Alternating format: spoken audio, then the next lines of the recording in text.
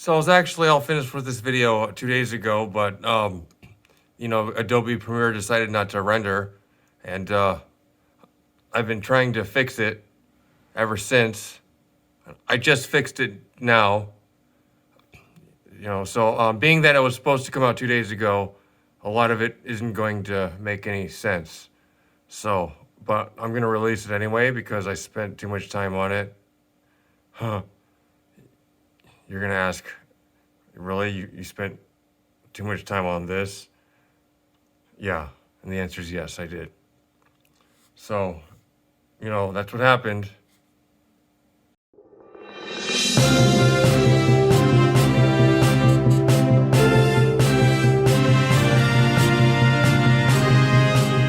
In 2021 AD, the year of our Lord, the United States Capitol building was sacked by MAGA goths. Capitol Hill right now, a tinderbox. We want to go to live images coming in. These are pro-Trump supporters who have taken to the steps of the Capitol right now. They tried to pull off an insurrection while Congress was in session, all under the direction of the President of the United States. We're going to walk down to the Capitol because you'll never take back our country with weakness. You have to show strength and you have to be strong. Holy shit. There was a huge police presence that day among the domestic terrorists. There were Confederate flags, a noose was built, feces was smeared, and chants such as "Hang Mike Pence" rang out. Hang Mike Pence! Hang Mike Pence! And also 5 people died, including Brian Sicknick, a police officer who was also a Trump supporter. Despite months of increasing online activity from white nationalist groups like the Proud Boys, the 3 Percenters, or the Oath Keepers, law enforcement on the ground was caught completely unprepared and were quickly overrun. But look over here. Just 7 officers protecting what could be a potential entrance. Which is really weird, because one of the sites they were spouting off on was a little site called Facebook, which the kids tell me is pretty popular. And now Democrats, with the support of 10 Republicans, have impeached Donald Trump for the 2nd time, but this is the least of what should happen. Donald Trump doesn't know right from wrong. He's a face-ripping monkey. Does face-ripping monkey know right from wrong? Does face-ripping monkey have a pang of human empathy when he sees that look of abject terror on the human's face right before he rips it off? Does Donald Trump even think twice when told his actions could do real damage to American democracy? Republicans should have put a trank in his ass a long time ago. Instead, they clothed him, they fed him, they trained him. At one point, they gave him steroids. And now he's walking around like a empowered face-ripping monkey who's about to get his balls chopped off. Because that's basically what's about to happen to him. Before, he was just committing crimes to make a little extra dough, but now he's doing it to save his balls. He is a very dangerous man. The blame for the recent violence lies at the feet of those who are supposedly supposed to know better. The human beings that are supposed to be in charge of this animal.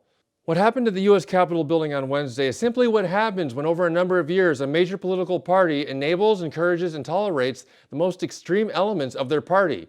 And now, finally, the chickens are coming home to roost. The GOP must face a reckoning for what they have done here.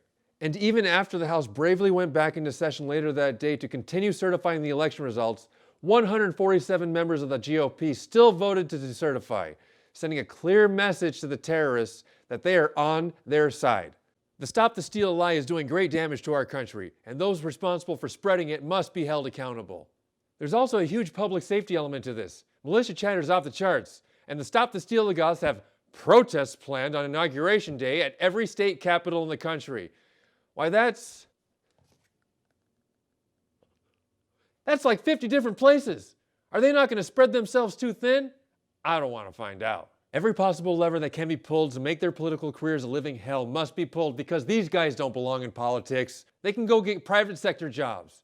Get a job where right and wrong doesn't matter, like EA Games. Democracy is a fragile thing. For it to work requires faith, and this faith is very high maintenance. It requires a ton of attention from its handlers. How can a country where 50% of the population doesn't believe in elections function as a democracy? Election lies have consequences. After the Civil War, President Abraham Lincoln decided that healing and unity would be this country's best path forward, so he let the seditionists off the hook. And we've been paying for that decision ever since. You can draw a straight line from that decision to the Stop the Steal movement of today. I mean, where are Republicans claiming their vote was stolen from them in 2020? In places where black and brown people live.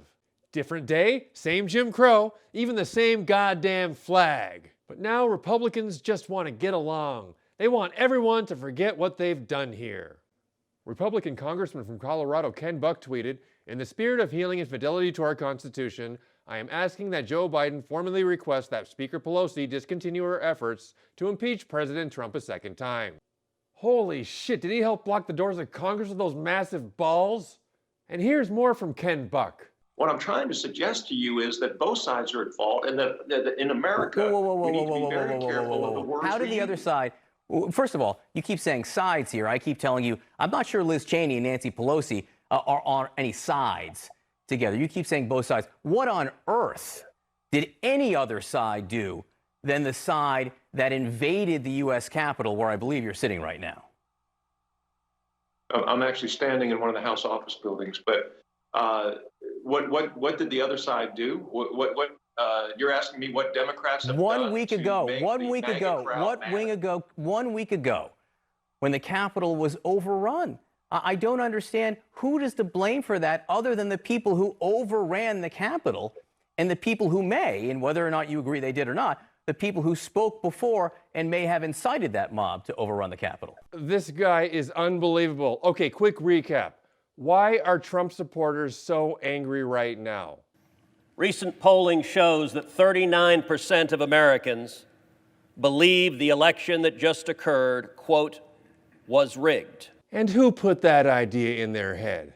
You may not agree with that assessment. I do not agree with that assessment because you're the one that put that idea in their head. But it is nonetheless a reality for nearly half the country.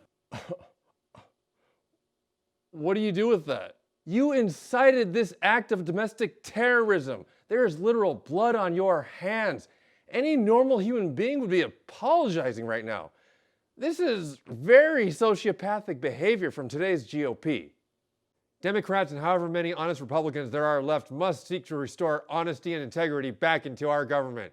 And the only way to do that is to throw out the liars. And how can Democrats be expected to work with people who at best fermented the attack and at worst actively aided it? Yeah, we don't know the full story yet, but the evidence is pointing in that direction. I'm the guy who came up with the idea of January 6th when I was talking with Congressman Gosar, Congressman Andy Biggs, and Congressman Mo Brooks. And for you Stop the Steal folks out there, that word again is evidence. Paul Gosar, also of Arizona, he has just got a string of tweets that show in the weeks after the election, he appears to be in constant touch with Ali Alexander. Sarah Grow, who is her chief of staff, says that every panic button in my office had been torn out, the whole unit. I had thought we don't negotiate with terrorists. Proper governance requires principles, and these Republicans have proven time and again that they don't have any. Get them out.